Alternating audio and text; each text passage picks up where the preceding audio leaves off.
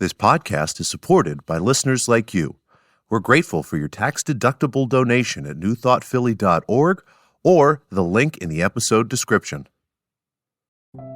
A practical prayer is a prayer that works. These discussions between Reverend Bill Marcioni and Carol Lawrence dive into the details of how it works and how to work it. Reverend Bill is a New Thought minister and the author of Practical Prayer for Real Results. Your new life begins with a new thought.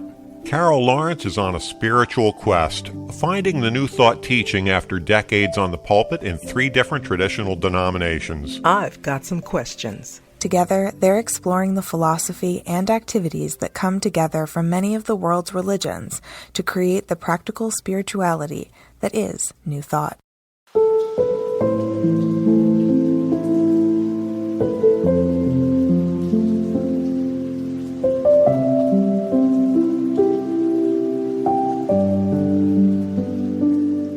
Welcome to the Practical Prayer Podcast. I'm Carol, here with Reverend Dr. Bill Marcioni. Hi. Heaven and hell. Yeah.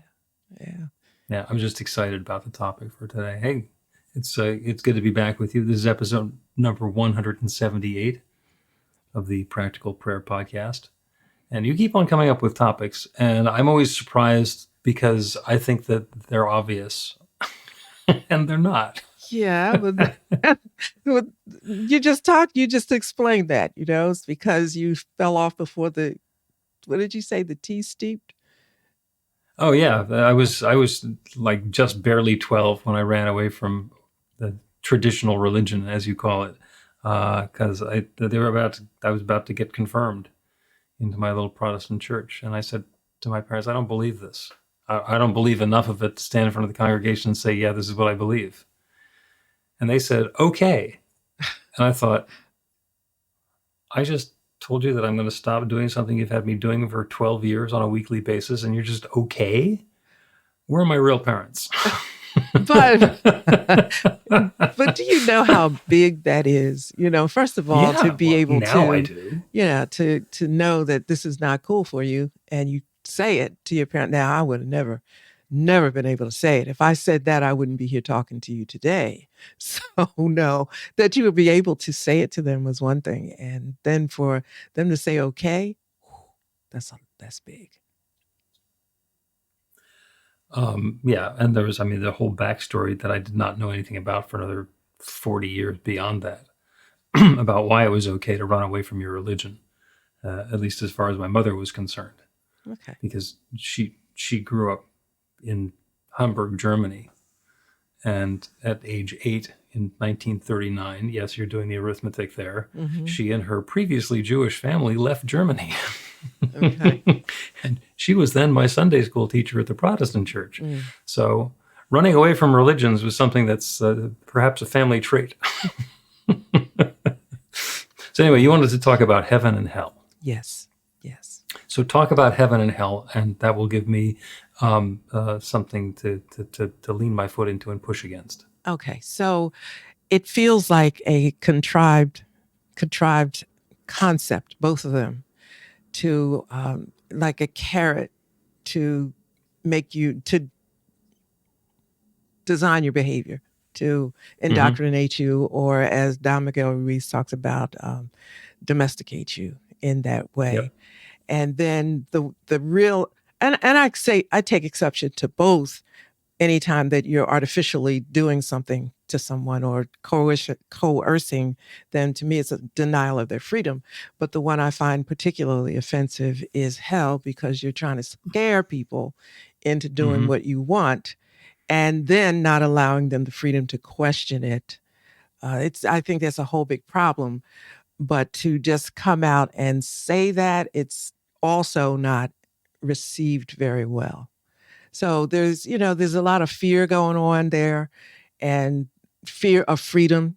And that's another thing, it's a conversation for another time, but that's a really big deal to me, that you are not free to even think and make your own decisions based on some, like some stuff that's been put into your subconscious mind, blah, blah, blah. So, there it is.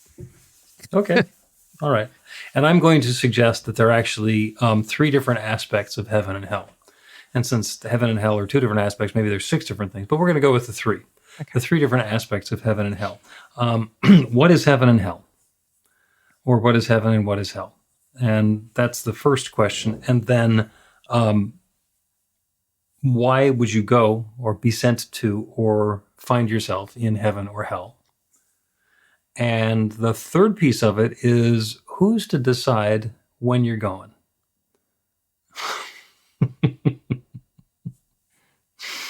And the actual what is heaven and what is hell part, that's the easy one. So you want to start on the easy one and work towards the more difficult one, or you want to go the other way around? Let's start with the easy one. Okay.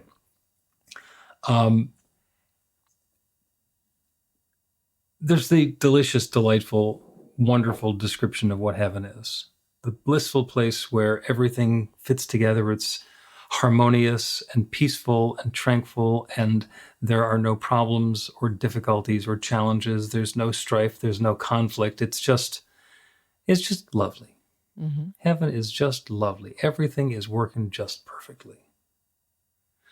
And we've all had an experience very much like that at some point in our lives. Some people more often than others, but everybody's had a heaven-like experience where everything is just fitting together perfectly. Oh man, this is the best day ever.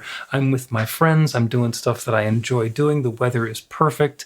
The afternoon is lingering on. This is as good as it gets.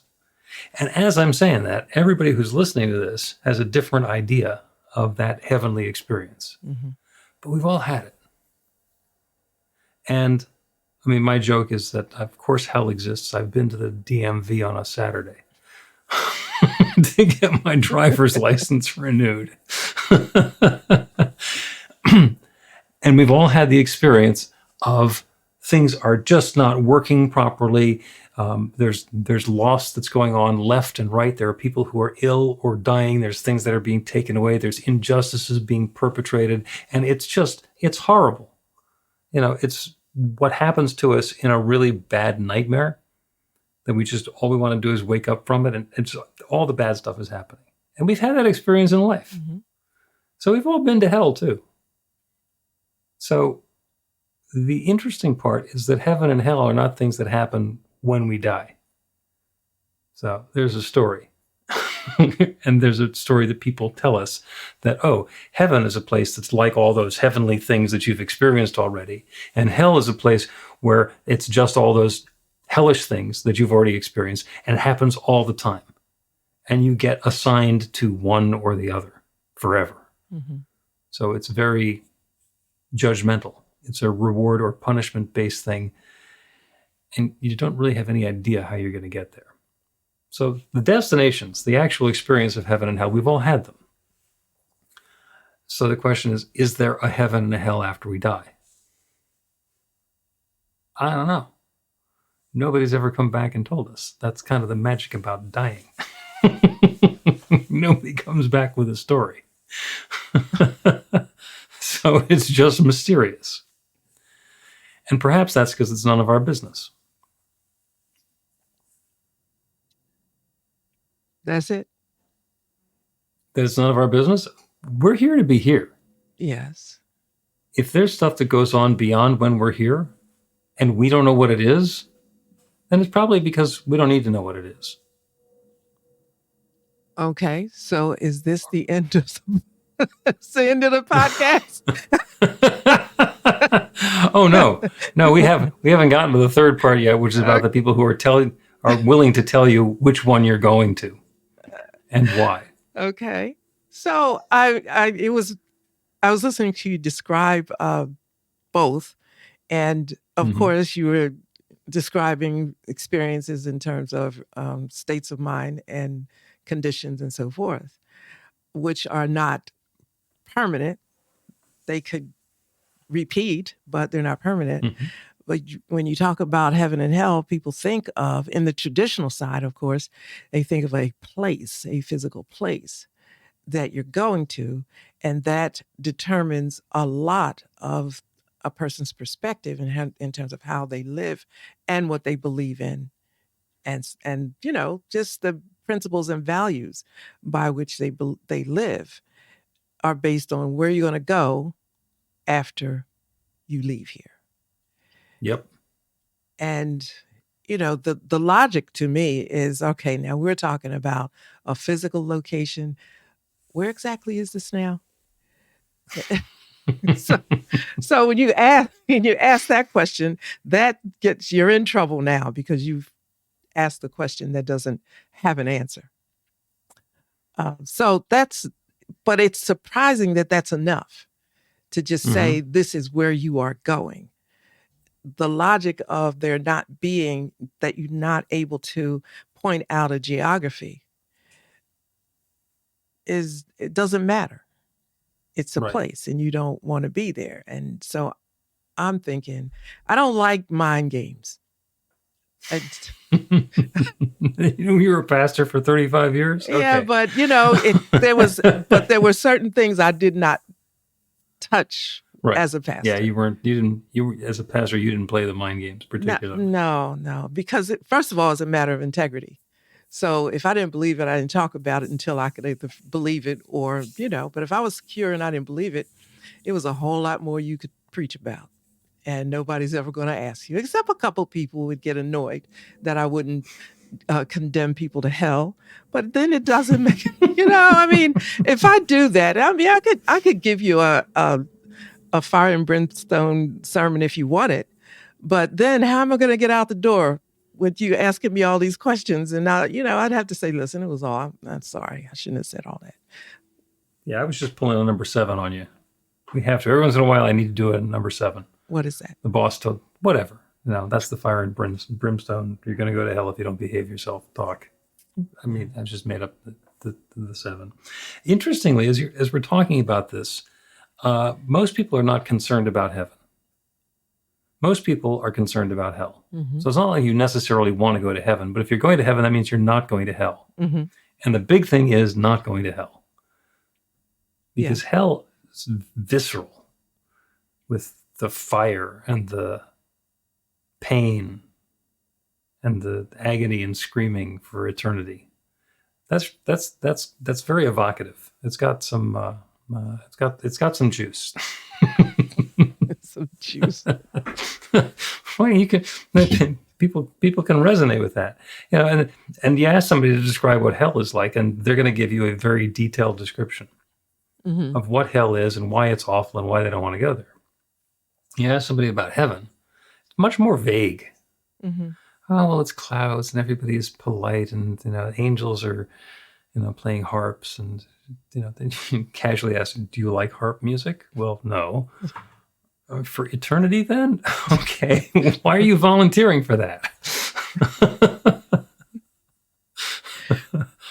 It's not a good control thing. Heaven, it doesn't work that well in terms of controlling people, because if you go to heaven, it's like, I'm not going to hell. Right. So. Right. It's and so perhaps the term should be, you're either going to go to hell or not hell. But there's 2 doors. So we labeled the not hell door heaven. It's like, okay, so you got to quit it. There's a not guilty verdict. Yeah, it's kind of a starting place for me, because as we're speaking of it and I'm remembering things, I'm getting a bit unhappy, feeling the unhappiness, because people don't question because they've been taught not to question. It's not a welcome thing. And again, how are you supposed to use the term elevate in your consciousness if you can't question? If you don't feel comfortable in questioning? And then if you can muster up the courage to question, now you've got to deal with, the answer that you get, which is very much different than what you're accustomed to. And it's just really hard. The word deconstruction came to my attention about a year or so ago. And I shied away from it because it sounded so uninviting. I understand what you mean, but it's tough enough to have to deal with changing your mindset about something and reconsidering all that you have to go through without using the term deconstruction. It sounds almost like construction work on the highway.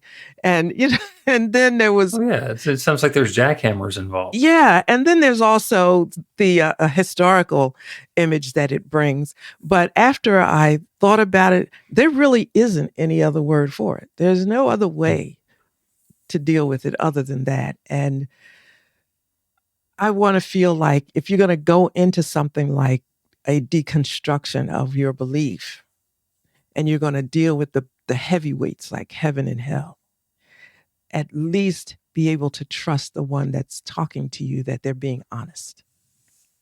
Right. And that's a lot to ask these days. It is, because it's easier to not deal with something than to be honest about it. And then what happens? Yep. Yeah. So you've made my mind go in two different directions now. I'm wondering which one to go in.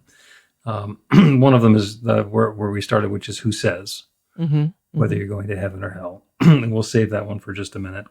And the other is this notion of deconstructing, which is really important. My wife is into those the real estate shows, where you're going to get the house rehabbed and decide whether you're going to keep it or not. And invariably, the remodeling team goes into the 100-year-old house and they start fixing the basement. And, oh, look at that. There's water outside of here and there's rotten stuff over there. And the people 50 years ago who put in the electrical wiring didn't really use electrical wiring rules. And that's what we're doing, is we're taking off the veneer. We're pulling off the wallboard. We're looking at the foundation. We're seeing what's actually there. Because if we don't know what is in our belief system, what's in our structure, we're going to keep on living with whatever the problem is. Oh, this house is wonderful. We just repainted. It still smells like mold, but it's a lovely house. It's like, no, it's a moldy house with a fresh coat of paint. Yeah. And you need to do some deconstruction so that you can actually be aware of where you're living. Anyway, that's just my thought. So deconstruction sounds very technical, but it's actually about understanding who you are and what you're bringing. And it's not inviting, and I think also it has other implications and in our social memory. But if you get past all that, it's like, how important is it to you to understand beyond where you are right now? And there are these words like metaphysical that sound really like 2 miles wide. And people saying, well, that's deep. And, I don't think, because it's too mystical. Listen, let's not even go there. It's just seeing beyond. Let's just look at it like we're taking another point of view. And it's almost like you have to make it a palatable, okay thing to consider. And my thing is, if it's not working for you, look at something else. You don't have to change. But if heaven and hell, so here's the thing. If you've gotten to the place where you don't believe in heaven and hell, but you don't have anything else to work with, then you're just kind of hanging out there. You don't want to hang out there. That's not what you want. So, yeah. So that's why I thought we could get a real sense of what heaven is and what hell is and how it's used. And, once you see what something's there for, then it's like, okay, I don't really want this to be a part of my world. The alternative is what? Yep. Yep. The alternative is what? And let's take a break and then talk about who's telling us whether we're going to heaven or hell and what the alternative is. Learn to put practical prayer to work in your life. The steps are simple to learn and let you begin to get real results to create the life of your dreams immediately.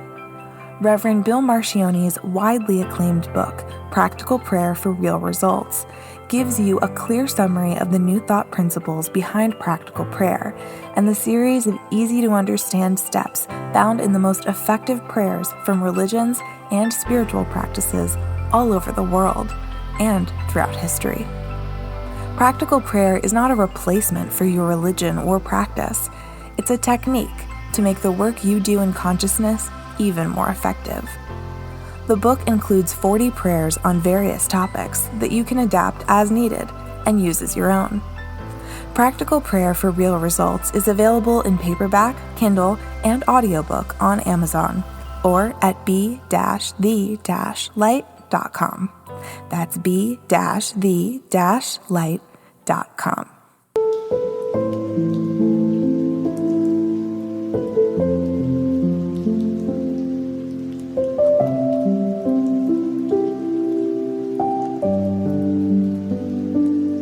Welcome back to the Practical Prayer Podcast. I'm Carol, here with Reverend Dr. Bill Marcioni. This is good. We're having a conversation about heaven and hell, and we're up to the third topic, which is not is heaven or hell good or bad? What is it? But is more along the lines of who decides whether you're going to heaven or hell. And those are the rules and the controls. And we've already talked about the fact that hell gets a lot more mind share than heaven. Mm-hmm. Heaven is what we get to go to if we don't go to hell, and we really want to avoid hell. So going to heaven is the not hell destination. And historically, in traditional religion, there is a lot of emphasis on who gets to tell you what the behaviors are that are acceptable and who's going to go to heaven and who's going to get to go to hell.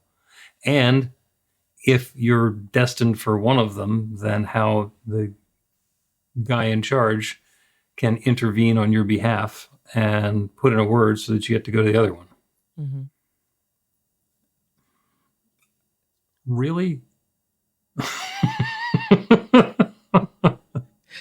It's like, okay. Who put them in charge? Listen, it's make it up as you go. And if it sounds good, we'll stick with it. That's what it feels like happened whenever it happened. If this works, we'll go with it. Well, you went to seminary, and you went to the actual seminary where you go all the time, and there's classes and structure. And I have been through ministerial and degree programs and so forth, not nearly to the same level of structure. But I would guess the same thing happened or didn't happen for both of us, which is that there was not a moment along the course of a training where you suddenly felt like, oh, you know what? Now I could absolve somebody of their sins and put in a word so they're not going to go to hell. They're going to go to heaven instead. Was there ever that like light switch moment for you? Where I thought I could help them to go to heaven and not hell? Where suddenly you knew that you were the one who was going to be able to intervene on behalf of somebody who's bound for hell and get into heaven instead. No. And I think that I'm not a good representative. Were there classmates of yours who said, "Oh, you know what? Yes. After class number 7, now I can do it." Absolutely. But let me I remember thinking, oh, this is not going to work. But I'll tell you this, though. I remember it was around when I was in high school, and that was when freedom was a big deal. It was coming through in everything. And there were, and I'm going to say guys, because it was pretty much guys talking back then. And they said, there is no hell. And I'll never forget what I felt like that. Like, what do you say? There's no hell because I'm living hell right here on earth. That made sense. And they talked about it. And, it's the last poets and all of those guys that were highly enlightened while the rest of us little church kids were trying to figure out what they were saying. But I'm listening. And I said, you're right. Because I know about a little bit of hell that happens at my dinner table every time my parents start screaming about whose religion is right. That's hell. So, yeah. But I always wanted, I'll be honest though, I always wanted to be taught so I believed what I was supposed to believe. And, I'm not saying that I was this enlightened little kid. I wasn't. I just had some exposure, I'd say. And I wanted to believe what they were teaching me in seminary, and I wanted to say all the right things so I could be a good pastor. And I would be eligible for the elevation and the promotions. And I said this. And I kept feeling like I am such a jerk. I'm like, I'm just a failure at this. And I just gave up and said, listen, I'm just going for broke. I'm just being me and try not to say too much. Well, you made it work. You kept on leaving denominations and they kept inviting you into other ones. There was criticism in that because, you can't make up your mind. You don't know where you want to be. And I'm thinking, you're right, because this ain't working here. But I have such a heart for imprisonment, I think I would call it. And the necessity, or let's say the beauty of life, and let's use the word heaven if that's what people like. The heavenliness of life is in freedom from all of this stuff that's been laid on you, and without question, there's no validity to it. Minimal rational reason will tell you this is not cool. So I see how that can keep you imprisoned in a way that's not healthy mentally and then physically and, and on and on. And you wouldn't think that your belief system had that effect and can cause, has such a ripple effect, but it does. It does. And that's what gets me all fired up sometimes, because I have, my health is very good. It's like pretty exceptional. And I'm so grateful for that. But I know that there are others my same age and less that are not experiencing that kind of, blissfulness, let's say, or heaven. And I can trace it. It could be a lot of things. I'm not saying it's just this, but the frustration of bad religion, religious trauma and all that takes its toll on your life and your dreams and how you function and what, it just takes your life away. And I'm going to say this and I'm shut up, but I do remember when I was in the church where I was divorced and I kept thinking, I got to get out of this. I got to get out of this. And here's what did it for me. I'll be honest, I was so angry one time after service and I walked out and I said, you will not take my life from me. You will not take my life. And I don't know where that thought came from, but that's what it does. It's what it does. And how can you live after somebody takes the privilege of freedom away from you, or you give them the power to do that? Yeah.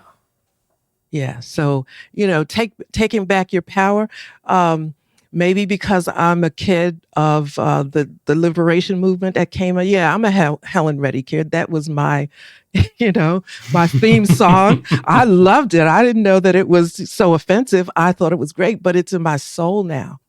And when I see things and feel things, I'm thinking, no, you can't you can't give away your power to be who you are to an ideology that is to someone else's benefit.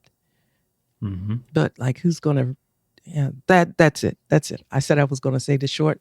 That's it. Okay.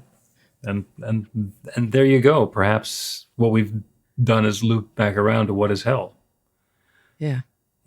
Being encouraged, convinced, or otherwise motivated to give away our power, to allow ourselves to be immersed in hell, because somebody else said that we should be there. Mm-hmm. And so then that's the opposite of what New Thought is all about, and the power in practical prayer is that it's all about oneness. There is one divine power and presence, and if there's hell anywhere, it's everywhere, and we're in it. If there's heaven anywhere, it's everywhere, and we're in it. Mm-hmm. And there are stories of people who are living their best life and everything is wonderful, and then suddenly there is a natural disaster or an attack, and everything goes to hell. Mm-hmm. And there are other people who find themselves in a war zone or a concentration camp, and they not only survive, but they make a spiritual breakthrough and become so much more than they had been previously. Mm-hmm. And you can't point to the war zone or the concentration camp and say that's hell. And you can't point to the life before the destruction and say that's heaven, because it's all subject to change. And it's all subject to our perspective and the experience that we have as we're going through it. Exactly. There are times when I'll tell my story, then I hear myself tell my story. And I'll say, you know what? You should really be ashamed, because this compared to the other thing is nothing. And I'll sit with that for a moment and say, well, you know what? This was the hell that I went through to make me understand that was what it took to make me understand it. And I don't get into the judgment of my story is worse than yours. I will say that I keep in mind that even the story that I have in many ways is nothing compared to others. But what that does is position me to talk about a strong belief in coming through your story and taking your power back as energetically as anybody else could. So it's not really comparing, who had the worst tragedy in their life or whose trauma was the worst. Trauma is trauma, and mine was mine. And, it doesn't matter if you don't want to wake up in the morning. Does it matter why? It doesn't. So, Right. Yeah. So it's like a lot of moving parts to this. But I think, I'm into Rumi. So sometimes my thoughts go back to Rumi when he talks about love so much. And I didn't like that when I first read it. I didn't like that because it felt like it was just this is not strong enough. But when you think about the reality and what it is to love someone or act from a place of love, that's the strongest place you can do it, because you can you can offer the lifeline and gently with love help the other person take it. And so, yeah. Enough from me on that one. Is it possible that heaven and hell are two sides of the same coin? That's very interesting. Yeah. I think that if you're going to use it as a metaphor, sure. Okay. Sure. Like like light and dark. You have to have dark in order for there to be light, right? Yeah. Let's take another break. And while we're listening to this, let's ponder the possibility of a one-sided coin.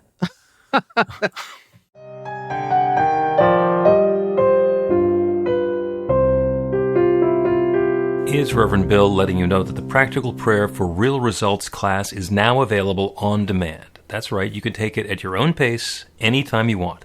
All of the information is at bethelight.com. That's b-the-light.com. You know where to find that stuff.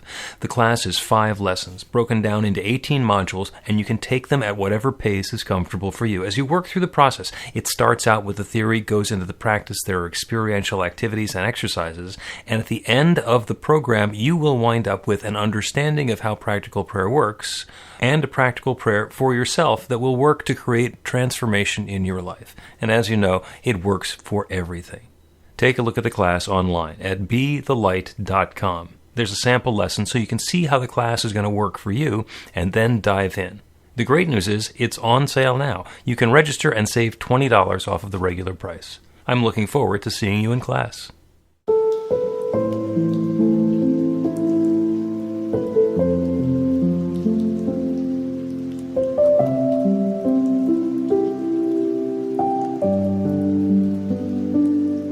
Welcome back to the Practical Prayer Podcast. I'm Carol, here with Reverend Dr. Bill Marcioni, and you know what? It's got serious. You mean talk about heaven and hell got serious? Yeah, it did. To me. Yeah. And where we left off before the break was Here's what I found. the notion of a one-sided coin. Mm-hmm. Heaven and hell are two sides of the same coin. And it's about perspective, because we have had the experience of feeling like we're in heaven. And we've had the experience of feeling like we're in hell. And it's the thing they have in common is us. Mm-hmm. That is the experience that we're having. So the question becomes, if I am looking at my experience and it feels like hell, what's it going to take to transform that? If this were suddenly to become heavenly, what would happen? How would it feel? How would it look? What would the change be? And not just to say, oh, well, see, God up there in the clouds needs to decide that it's going to be better, and then suddenly, it's going to be the angels playing harps again. If that's what heaven is, then yeah. And there's a moving van for all the hellish stuff, to drop off the harps. Whatever that means to you. So let's do a prayer about inviting in that shift in, not just in perspective, because it's not just how we're looking at it. When we flip a coin and it's heads or tails, something changes. They're deciding who's going to kick off at the Super Bowl. There's something happens. It comes up heads, it comes up tails. There's a difference. But the coin has both sides, and both are possible. So as we are experiencing one or the other, there's the possibility of being okay with that and allowing ourselves to come into alignment with the experience that we're having. Or, as Ernest Holmes encourages us, to look a fact in the face and know something better.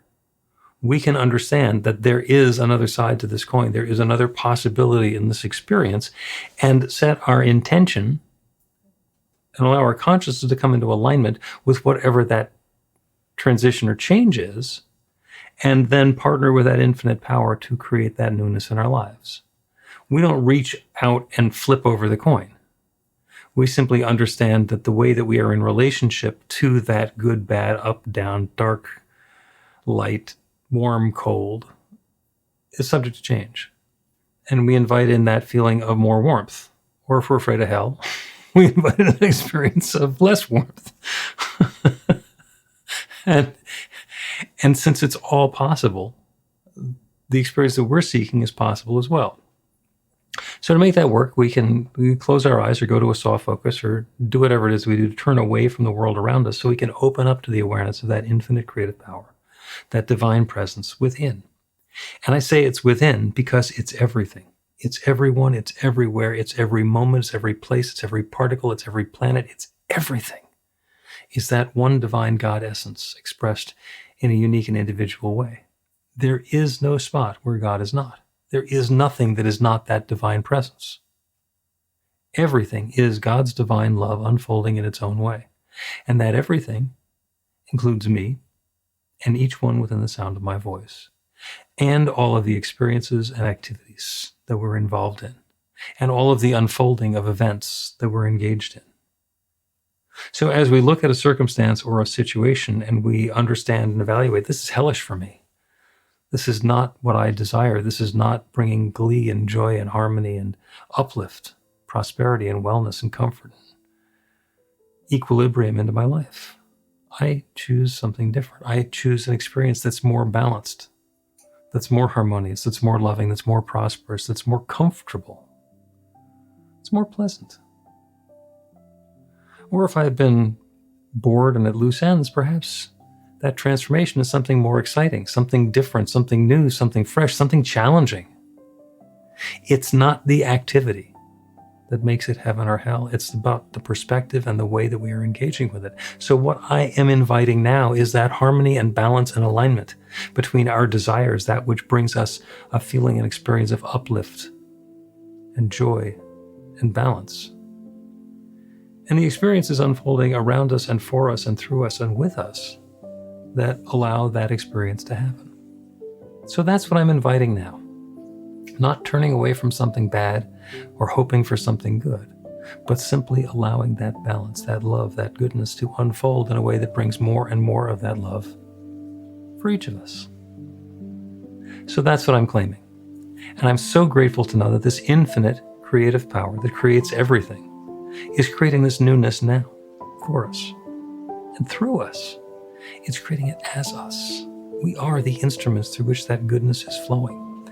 We are full participants in this creative process, and the good is at hand, and it's different for each of us, and it's completely unstoppable, and it's happening now. And so with gratitude for all this good, I speak this word and release it into that creative law. And I know it's already saying yes, this good is already happening now. And so it is.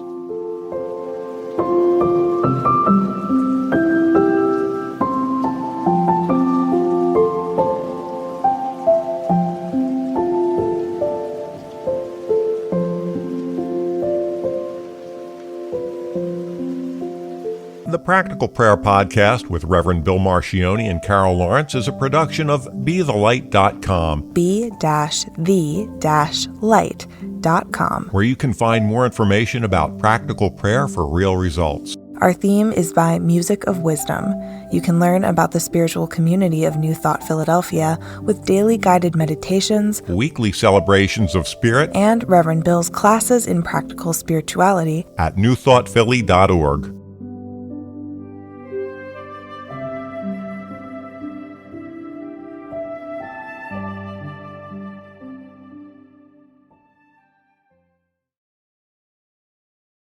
This podcast is supported by listeners like you.